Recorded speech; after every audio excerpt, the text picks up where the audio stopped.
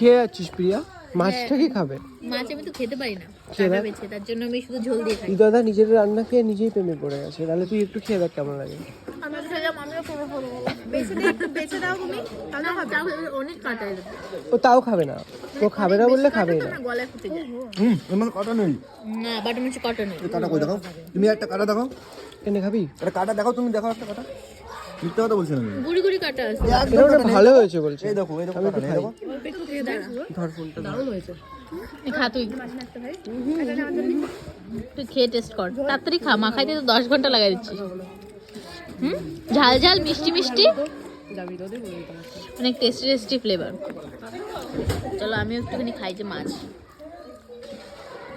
মাছ ভালো খেতে, তো বাটার মাছ আমাদের ভালো বাড়িতে রান্না খায়। করে দিতে দিদা তো ফোকাসটা ভালো করে। সত্যি সত্যি ভালো রান্না করে। সুমির তো কোনো চিন্তাই নেই। তাই ওকে রান্না সুন্দর সুন্দর টেস্টি টেস্টি রান্না করে আজকে আমি অনেকবার বলেছি তুমি একটু আসো, দেখো কি করে বাটার করি, কি করে পড়ি। আমি শিখবো কেন? হ্যাঁ দরকারই নেই। একদম ঠিক বলছে। রান্না করতে পারো তাহলে সুমি কেন শিখবে? হ্যাঁ, একদম রাইট কথা।